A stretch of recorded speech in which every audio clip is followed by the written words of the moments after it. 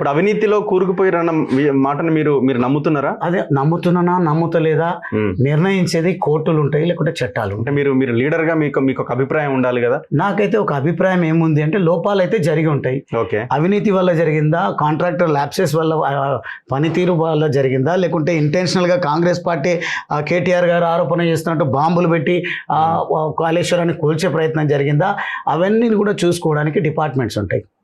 CBI ఉంది, లేకుంటే ACB ఉంది, లేదంటే పోలీస్ యంత్రాంగం ఉంటుంది. రకరకాల డిపార్ట్మెంట్స్, ఒక్కొక్క దానికి ఒక్కొక్క డిపార్ట్మెంట్ను కేటాయించి. కేటీఆర్ చాలా దగ్గరగా ఉంటారు కదా.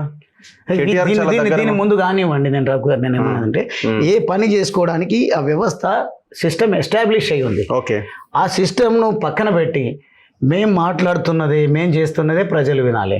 ఆయన 10 సంవత్సరాలు లేని ముఖ్యమంత్రి అంటే అధికారంలోకి వచ్చేది మేమే అని వీళ్ళు అంటున్నారు. ఇవన్నీ కూడా చూసుకుంటే బీజేపీ పార్టీ ఈ 2 ఫెయిల్ అయిపోయినాయి, మేమే అధికారంలోకి వస్తామని బీజేపీ అంటుంది.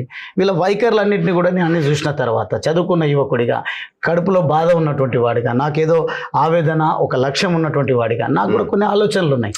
నాకు ఇది అనిపిస్తలేదు, ఏదో జరిగింది మొత్తానికి. మీరు చెప్తలేరు. నాకు నేను సీక్రెట్ ఉండదు నాది. మీరు కావాలంటే ఎవరైనా అడగండి, తెరిచిన పుస్తకం నాది. ఏదో నియోజకవర్గంలో నాకు ఇక్కడ స్థానం లేదు, నన్ను బయటికి పంపించే కుట్ర జరుగుతున్నదని మీరు రాజీనామా మీరు కావాలంటే మళ్ళీ మీరు మీతో మనొకసారి ఇంటర్వ్యూ పెట్టుకుందాం మనము.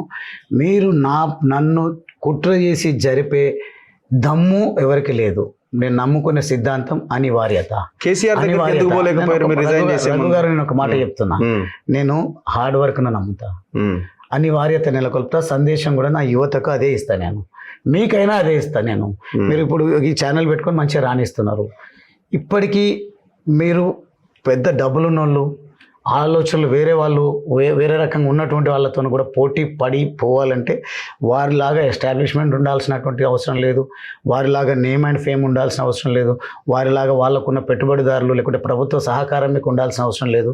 మీ కెపాసిటీలో మీరు ఏదైతే చేస్తూ ఉన్నారో, మీరు ఏ సిద్ధాంతం అయితే నమ్ముకొని పోతూ ఉన్నారో దీనిపైనే గట్టిగా మీరు ఉండాల్సినటువంటి అవసరం లేదు. అనివార్యత నెలకొల్పండి, వ్యవస్థ మీ దగ్గరికి వస్తుంది.